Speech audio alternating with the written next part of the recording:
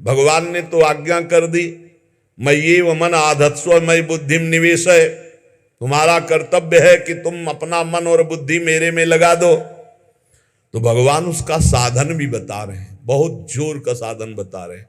मन बुद्धि भगवान में कैसे अर्पित हो, तो श्री भगवान कह रहे मच्चित्ता मदगत प्राणा बोधयन्तः परस्परम कथयन्तश्च माम नित्यम तुष्यन्ति च रमन्ति च तेषां सततयुक्तानां भजतां प्रीतिपूर्वकं ददामि बुद्धियोगं तं येन मामुपयान्ति ते तेषामेवानुकंपार्थ। साथ में ये भी है, तेषामेवानुकंपार्थ महमज्ञानजं तमः नाशयाम्यात्म भावस्थो ज्ञान दीपेन भास्वता। तेषामेवानुकंपार्थ, मेरी कृपा से हमें क्या करना है, हमें भगवान में चित्त को जोड़ना है, ये हमारा कर्तव्य है। अंतःकरण एक ही है, उसको लक्षणों के कारण चार कहा गया है। अंतःकरण चतुष्टय, एक ही को चार रूप में कहा। जो निश्चय करने के कारण उसे बुद्धि कहा गया, मनन करने के कारण मन कहा गया, चिंतन करने के कारण चित्त कहा गया, और स्वीकृति क्रियाओं की भोक्तापन भाव की तो उसे अहंकार कहा गया। तो यहां मत चित्ता, भगवत चिंतन निरंतर होता रहे। सबसे बड़ी साधना अनन्य चेता सततम, अनन्य चिंतन, अनन्य चिंतयन्तो माम। ये बात पकड़ो। जो साधक ये बात नहीं पकड़ते वो उन्नति को प्राप्त नहीं होते। नियमावली की बस फिर मनमानी आचरण शुरू। हमारा नियम तो हो गया ना, गुरुदेव ने कहा हो गया, वो क्या हो गया? नहीं, ये तो प्रारंभिक लगाने के लिए कहा गया है। साधना का स्वरूप है अनन्य चिंतन, अखंड तैल धारावत निरंतर भजन, सातु दीर्घकाल निरंतर सत्कार सेवितो दृढ़ भूमि। जो बहुत काल तक आदर सहित निरंतर नाम जप करता है, भगवत चिंतन करता है, वो सिद्ध हो जाता है, दृढ़ भूमि। अब उसका स्वतः भजन होने लगता है। भगवान कह रहे मत चित्ता, मेरे में चित्त। और चित्त का क्या स्वभाव है, जहां हम स्वीकृति करते हैं उसी का चिंतन करता है। जैसे हमने स्वीकृति कर लिया कि मैं पुरुष हूं, अब स्वाभाविक चिंतन बन रहा है, मुझे देखना है, मुझे खाना है, मुझे भोगना है, मुझे करना है, मैं। अब वो अहम सहित पूरी चिंतन वृत्ति इसी में लगी रहती। बोले भजन नहीं होता, क्यों? क्योंकि स्वीकृति गलत है। अभी स्वीकृति हो गई मैं प्रियाजू का, अब स्वीकृति में बार बार आने लगा हमारी श्यामाजू, हमारी लाडली जो, हमारी प्रियाजू, उनके सिवा कोई हमारा, चिंतन बदलने लगा। कैसे हमारा चिंतन बदले? भगवान ने अगला शब्द का मदगत प्राणा, प्राण जिसके मेरे में समर्पित है। प्राण समर्पित का मतलब है प्राण वायु को लेकर प्रधान है। भोजन न मिले, जल न मिले तो भी हम जीवित रह सकते हैं काफी समय तक, क्योंकि प्राण वायु, प्राण बलवान पुष्ट होते हैं अन्न और जल से, लेकिन प्राणों की सत्ता वायु से है। ये जो श्वास प्रश्वास है, भोजन हमें 4-6 दिन न मिले तो आराम से दिनचर्या चल सकती है, पानी 8-10 दिन न मिले तो भी दिनचर्या चल सकती है, ऐसा नहीं कि मर जाएंगे। लेकिन 2 मिनट वायु न मिले तो मर जाएंगे, 2 मिनट वायु न मिले तो प्राण नष्ट हो। प्राण का सीधा संबंध वायु श्वासों से है, और प्रभु को प्राण समर्पित करने का मतलब हर श्वास नाम जप करना। मदगत प्राणा, हम पानी भी पिएंगे, भोजन भी पाएंगे तो प्रभु को समर्पित करके और हर श्वास नाम जप करेंगे तो ये मदगत प्राणा होगा। मत चित्ता, निरंतर चिंतन करने के लिए हमें प्राणों को समर्पित करना होगा। हमारे प्राण समर्पित हैं, हम प्रसाद के द्वारा प्राणों का पोषण करेंगे और हर श्वास प्रश्वास में नाम जप। श्वास ऊपर गई तो नाम जप, श्वास नीचे गई तो नाम जप।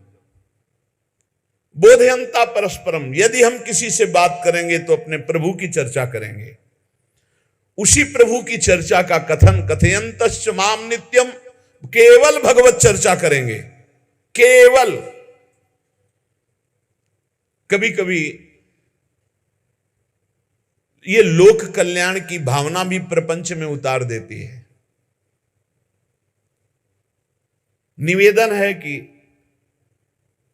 यहां कोई लोक वार्ता का प्रश्न लेकर के नावे, एक जगह तो बख्श दो जहां केवल भगवान के संबंध की चर्चा होने दो। श्रीधाम वृंदावन में आप आए हो तो प्रिया प्रीतम की चर्चा का प्रश्न करो, प्रिया प्रीतम की चर्चा सुनो, निहाल हो जाओगे। तुष्यंत च रमंत च, उसी में आनंद और संतोष होता है। भगवत चर्चा हुई और उसी में रमण करे। एक जगह तो रखो जहां तुम केवल प्रभु की चर्चा सुन सकते हो, प्रभु की चर्चा कर सकते हो। प्रपंच का तो बहुत विस्तार है। कथयंत च माम, माम भगवान कह रहे हैं, कथयंत च माम नित्यम तुष्यंत च रमंत च। चलते हैं हम भगवत मार्ग में, फैल जाते हैं फिर दुविधा युक्त संसार प्रपंच में। केवल भगवत चर्चा, कथयंत च माम, भगवान केवलम, केवल माम, मेरा, प्रियालाल के सिवा और कोई चर्चा नहीं।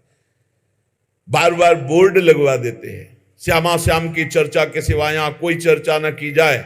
आपको अगर आशा है कि यहां से कोई काम बनते हैं तो हम पहले आपको बता देते हैं हम असमर्थ हैं, हमारे में कोई सामर्थ्य नहीं है, हम केवल प्रभु की चर्चा करते हैं, प्रभु का नाम जपते हैं, प्रभु के लिए जीवन है, बस इतनी बात है। जो प्रभु में डूबना चाहता है वो आए, स्वागत है। इसके अलावा ना कोई आशीर्वाद, ना कोई तंत्र मंत्र, ना कोई जंतुर, ना किसी भी तरह की कोई ढांढस वृत्ति बना सकते हैं कि जाओ तुम्हारा ये ठीक हो जाए, तुक्का लग जाए, ठीक हो जाए, तुम्हारे भाग्य की बात है।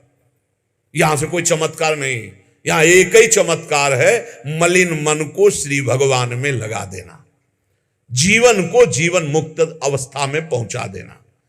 निर्विकारता की स्थिति प्राप्त करने के लिए साधु समागम है। भगवान का आदेश है, यदि मुझे अनुभव करना चाहते हो, इसी जन्म में परमानंद की प्राप्ति करना चाहते हो, तो मय्येव मन आदत्स्व मयि बुद्धिम निवेश है। कैसे करोगे? भगवान कह रहे मत चित्ता, मेरे में चित्त लगाओ। चित्त कैसे लगेगा? चूंकि हम प्राणों से बहुत प्यार करते, देह प्राण ते प्रिय कछु नाही, इसलिए भगवान को कहना पड़ा प्राण मेरे को समर्पित करो। कैसे समर्पित करें? जो खाओ पियो भगवान को भोग लगा के, और रात दिन नाम जप में, हर श्वास में भगवत चिंतन। अगर वार्ता करनी तो बोधयंता परस्परम कथयंतश्च माम नित्यम, केवल मेरी चर्चा। बड़ा दुर्लभ हो रहा है, भगवत चर्चा होना बड़ा दुर्लभ हो रहा है। भैया ये सब सुनो भरत भावी प्रबल, बिलख कहो मुनिनाथ, हानि लाभ जीवन मरण जस अपजस विधिहात। जब कर्मों का फल भोगने का आया तो महात्मा जी, और जब पाप कर्म करने जा रहे थे तो पूछ लेते हमसे कि हम पाप कर्म करने जा रहे हैं, आपकी अनुमति है क्या? तब नहीं, तब किसी ना भगवान की याद की, न गुरु की याद की, मनमानी आचरण किए। तो अब भोग आया है, अब भोग लो, उसको भोगना पड़ेगा, वो यहीं मिलेगा तुम्हें। पति पत्नी परिवार संसार मित्र, इन्हीं में सब कलह अशांति मारपीट नाना प्रकार का। अरे पूछो मत, भगवान के चरणों का जब तक आश्रय नहीं लोगे तो यहां का ये प्रेम विवाह, यहां का प्रेम तुम्हें शांति प्रदान नहीं कर सकता। भगवत भाव रखोगे, हर परिस्थिति को शांति पूर्वक निर्वाह। ये जीवन काटना भी एक कला है। मनुष्य जीवन कोई पशु जीवन नहीं है। अगर अध्यात्म नहीं तो आप इसको जी नहीं सकते, आप इस जीवन को नहीं जी सकते। अशांत रहोगे, क्लेशित रहोगे, परेशान रहोगे। जीवन की कला है द्वंद्वों में समता, संपूर्ण जगत में रहते हुए ममता रहित हो जाना, संपूर्ण क्रियाएं करते हुए अहंकार रहित हो जाना। अभी जीवन मुक्तता का आनंद आ जाए तो मत चित्ता मदगत प्राणा बोधयंता परस्परम कथयंत च माम नित्यम तुष्यंत च रमंत च। हमारा उद्देश्य भगवत प्राप्ति का है। जो भगवत संबंध से भगवत प्राप्ति करना चाहता है उसके लिए दरबार खुला है, फ्री है, कोई फीस नहीं है, कोई शर्त नहीं है। तुम कौन हो, कहां के हो, कोई मतलब नहीं।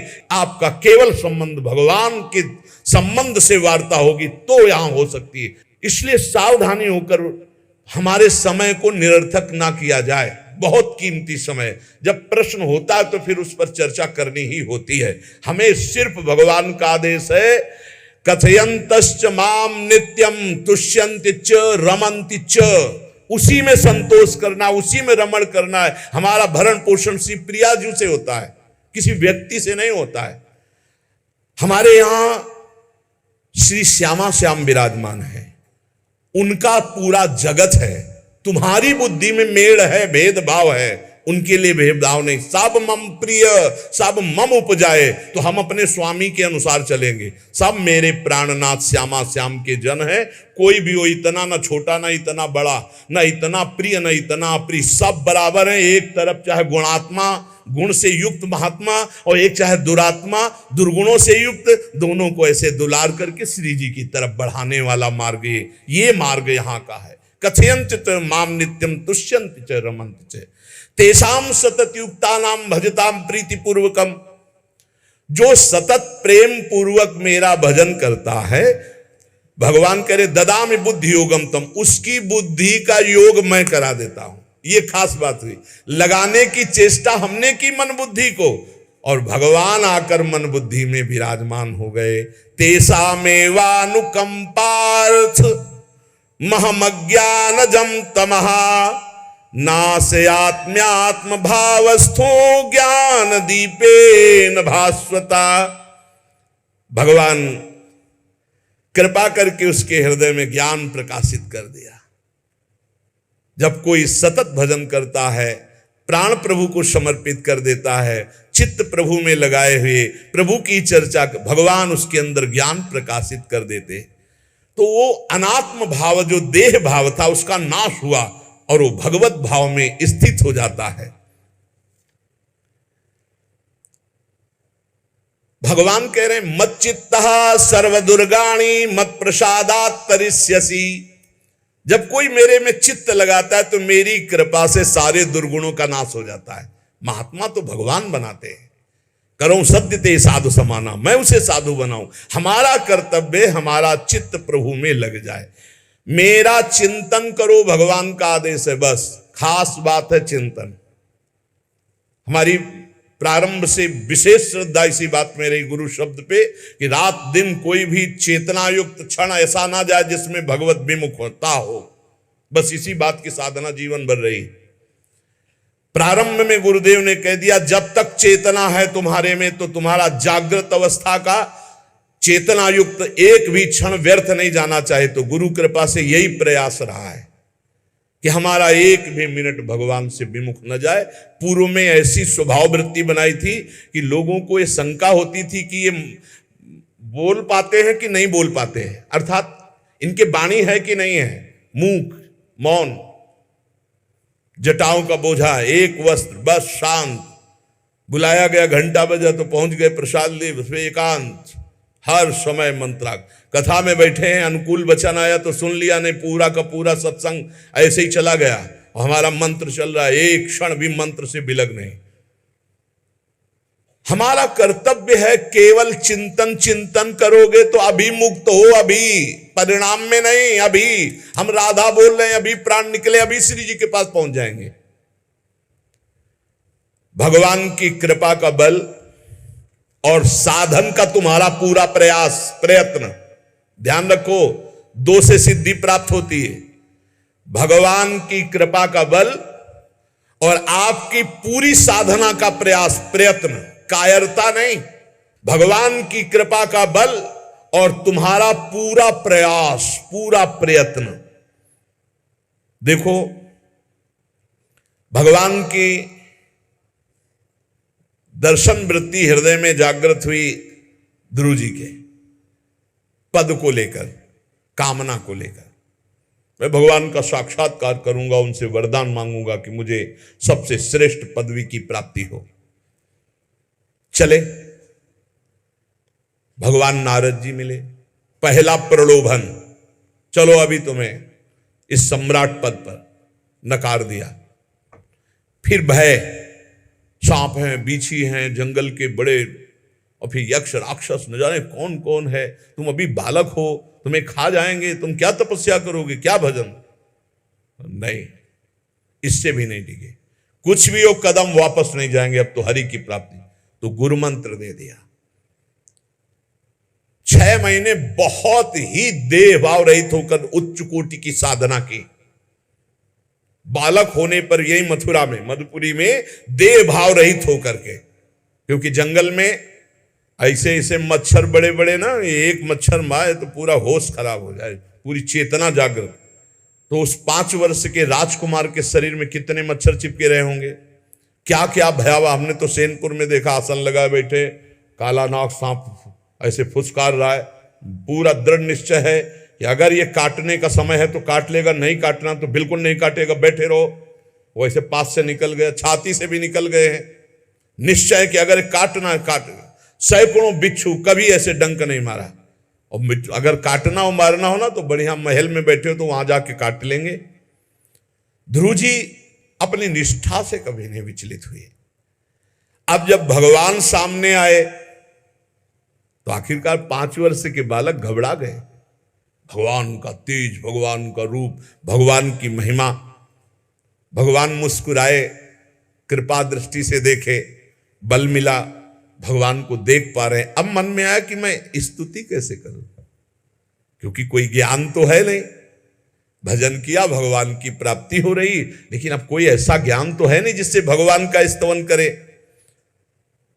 भगवान की तरफ देख करके कुछ कहना चाहते हैं, पर क्या भगवान को कहें ये ज्ञान नहीं। तो भगवान ने अपने ज्ञान स्वरूप शंख का ध्रुव जी के कपोल पे स्पर्श करा दिया। जो भगवान कह रहे, ज्ञान तो मेरी कृपा से होता है। अभी पीछे इस श्लोक में भगवान ने कहा, तेसा मेवानुकंपार्थो महमक ज्ञानजम तमः नाशयाम्यात्म भावस्थो। अनात्म भाव का ये जो आत्मस्वरूप अनात्म देह में भाव आ गया है, इसके नाश का जो ज्ञान होता है ये भगवान की कृपा से होता है। जे भी संग छुआया दिव्य ज्ञान और भगवान की दिव्य स्तुति की। तो ये देखा जाता है कि भगवान की कृपा से ही साधक में दिव्यता आती है, दिव्य ज्ञान आते हैं। पर प्रयत्न अपना होना चाहिए। प्रयत्न था तभी तपस्या में आए, नहीं तो प्रलोभन में फंस जाते या भय में डर जाते। ना प्रलोभन में फंसे चक्रवर्ती सम्राट पद देने पर, और ना भय में फंसे कि सांप बिच्छी और सिंह खा जाएगा, इससे भयभीत नहीं हुए। और प्रयत्न इतनी जोर का किया, आप भागवत में पढ़ लीजिए, देह भाव रहित होकर कितना कठोर तप, 6 महीने में भगवत साक्षात्कार। आत्मबल, भगवत कृपा बल। ये मन है बहुत डराता है, कैसे जिएंगे, बुढ़ापे में कौन सेवा करेगा, क्या दुनिया का प्रपंच खड़ा कर देता है। इसको इसी ज्ञान से काटो, भगवान है ना, भगवान सब करेंगे। भगवान के लिए हमने जीवन दिया है, ये जीवन भगवान के लिए हार। अरे दिव्य हो जाओगे, रिद्धियां सिद्धियां हाथ जोड़े खड़ी रहेंगी। भगवान जानते हो क्या भगवान है। हम एक बार भगवान के नाम पर अपने आप को न्यौछावर तो करके देखें, पर यह अहंकारी जीव मानता नहीं है। यह अहंकार का बल लिए रहता है। आसुरी प्रकृति है अहंकार। अहंकारम बलम दर्पम कामम क्रोधम च संश्रिताः। जिसके अंदर ये आसुरी प्रवृत्ति अहंकार होता है, उसमें काम क्रोध लोभ ये भरपूर होते हैं। कहां से भगवत प्राप्ति हो। जहां ये दुश्मन रहते हैं वो घर तो तुमने सुरक्षित दे रखा है दुश्मनों को। आसुरी प्रकृति को तुमने, अहंकार को अपना स्वामित्व दे रखा है। मैं वो अहंकार जिसके साथ प्रकृति लगती है। जब अहंकार और बढ़ जाता है तो ईश्वरोहम अहम भोगी सिद्धोहम बलवान सुखी। तरंग से समुद्र नहीं होता, समुद्र से तरंग होती है। हम जितने भी हैं सब तरंग हैं उस परमात्मा की। वायु विकार नष्ट हुआ, समुद्र में ही लीन हो गए, ये बात है। लेकिन एक तरंग समुद्र नहीं पैदा कर सकती। एक सूर्य चमक रहा है, कोई बन के सूर्य दूसरा चमक के दिखाए। बहुत सावधानी से उपासना करो। ये अहंकार, भगवान कह रहे हैं, भगवान ये जो अहंकारम बलम दर्पम कामम क्रोधम च संश्रिताः, इस अहंकार को नहीं मिटाया तो ये अनुभव कराने लगता है और 4 बोलने लगते हैं कि आप तो भगवान हैं। तो धर्म सम्राट करपात्री जी इतने सिद्ध महापुरुष, और विश्वेश्वर विश्वनाथ जी की स्थापना करके रात दिन आराधना, काशी में बड़े बड़े सिद्ध महापुरुष भगवान शिव की आराधना करते। बड़े बड़े सिद्ध महापुरुष भगवती अम्बा की आराधना करते। ये कौन सा ज्ञान प्रकट हो जाता है जो भगवत स्वरूपों का अपमान होने लगता है? मुझे यही समझ में नहीं आता। गुरु रूप से हमें शास्त्र के आचरण देने आए, मनमानी भ्रष्टाचार सिखाने नहीं आए।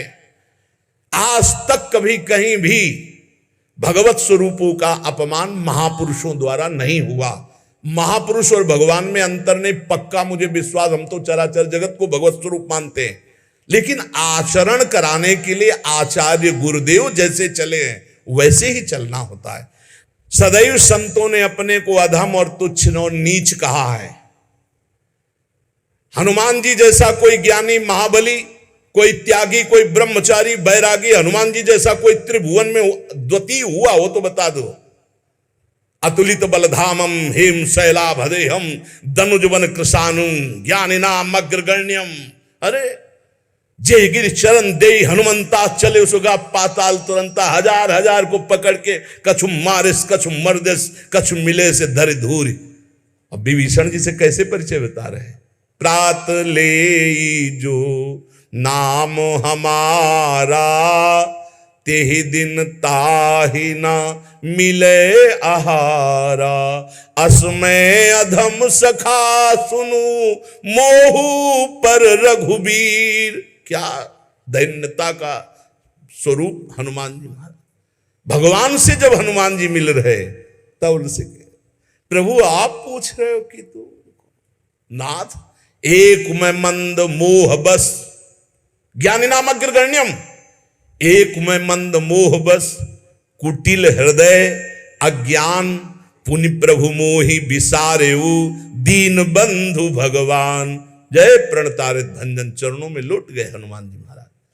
सबरी जी भगवान सामने बैठकर स्तुति करते हैं। जो नवधा भक्ति है वो उपदेश नहीं है, सबरी जी की स्तुति है। ये सब भक्ति सबरी जी में विराजमान, क्योंकि उसी समय सबरी जी भगवत धाम जाती है तो उपदेश तो उसको दिया जाता है जो आचरण में उतारे। सबरी जी तो सिद्ध महापुरुष अभी भगवत धाम जा रही भगवान के सामने ही। वो क्या कहती? अधम ते अधम अधम अति नारी तीन मह में मति मंद अघार। हरिवंश महाप्रभु क्वाहम तुच्छ परम अधम प्राण्यो गर्ह कर्मा यत्तन्नाम स्फुरति महिमा हरेश वृंदावनस्य। इन सब बड़े बड़े आचार्य महापुरुषों ने भगवान की दास्ता स्वीकार करके जीवन अर्पित करके आचरण करके दिखाए। जहां ये आसुरी अहंकार होता है तो ईश्वरोहम महम भोगी सिद्धोहम बलवान। ये सिद्धावस्था नहीं है, ये तमोगुणी आसुरी अहंकार का परिणाम है जो ये दिखाई देता है भगवत स्वरूपों का अपमान करके। नहीं, यद्यपि अभेद है वो महापुरुष शिव और वो अभेद है, पर आचरण जब करेगा तो स्वामी और सेवक का करेगा। काशी नगरी सिद्धों की नगरी है, ज्ञानियों की है। देखा है बड़े बड़े सिद्ध परमहंस जाते हैं शंकर जी के दर्शन करने, विश्वनाथ जी के, तो जिनके कमंडल भी नहीं दिगंबर है ना, तो वो भी ऐसे हाथ उठा के नमः पार्वती पते और बस ऐसे सर झुकाए खड़े रहते हैं। जल भी नहीं है, पत्र भी नहीं है, ऐसे वो हम सब खड़े खड़े घंटों खड़े रहते। तो वहां के शिव पार्षदों से ऐसा करुणा में प्रेम हो गया था कि वो हमें नहीं हटाते थे, तो एक कोने में घंटों खड़े रहते थे और दर्शन करते रहते थे भगवान विश्वनाथ जी। तो जैसे ऐसे अवधूत आते, न कोई जल का कमंडल है, न कोई पत्र है, न पुष्प, नजदीक गए और नमः पार्वती पते हार हार महादेव, बस सर झुकाए, ये है। और स्वयं शिव स्वरूप है, इतना अंतर नहीं ब्रह्मबोध में। भक्तों में भी कभी कभी अहम प्रकट होता है, वो वाणी से आपको दिखाई देगा, लेकिन वो आसुरी अहंकार नहीं होता। ध्यान रखना, ये उनका भागवतिक बल होता है, ये आसुरी अहंकार नहीं होता। जैसे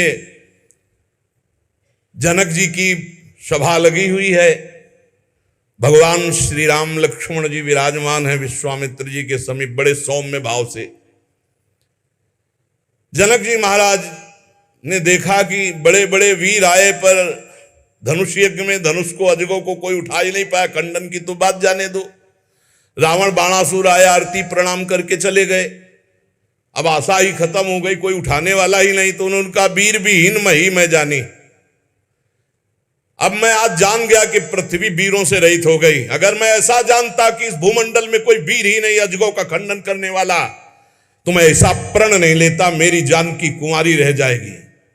ऐसे विकल होके वीर विहीन मही मैं जानी।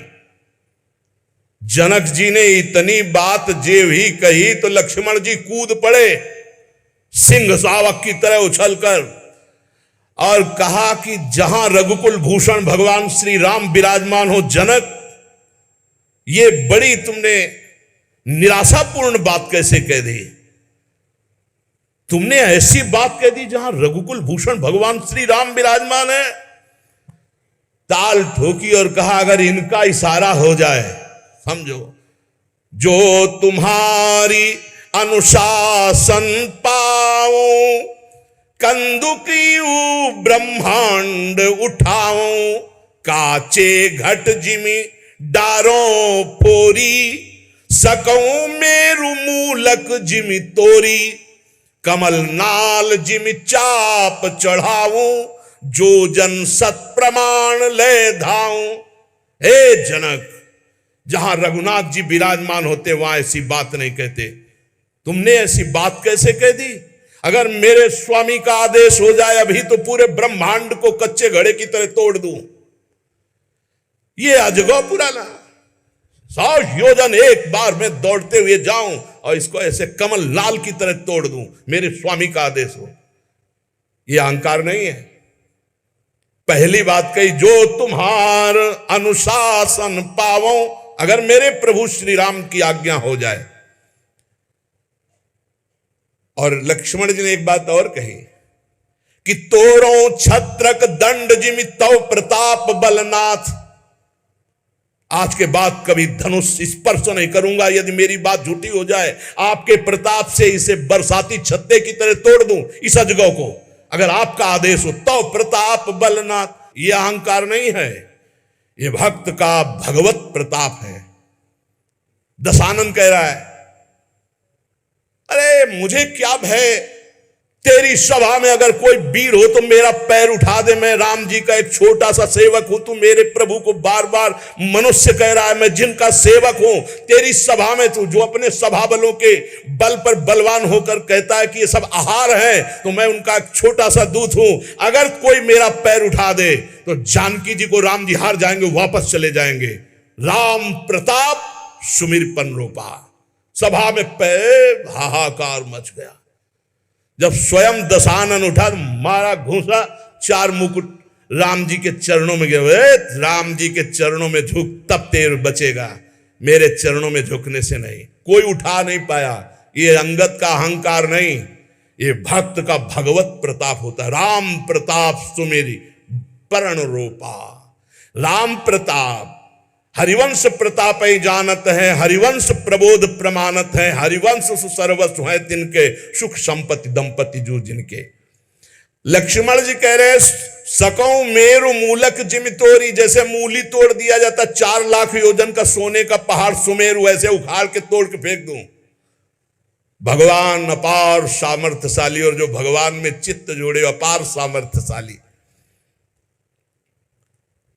हम लोग कभी कभी अहंकार और प्रताप के भेद को नहीं समझ पाते। महापुरुषों में अहंकार नहीं होता, वो भगवत प्रताप होता है। जो आसुरी अहंकार है वो तो भगवान की शरणागति से नष्ट हो जाता है। भगवान का प्रताप भक्तों के जीवन में उदय होता है। भगवान बहुत कृपालु हैं, बड़ी करुणा की है। अपना मार्ग हमें देने के लिए सत्संग दे रहे हैं, कथन श्रवण का सौभाग्य मिला है।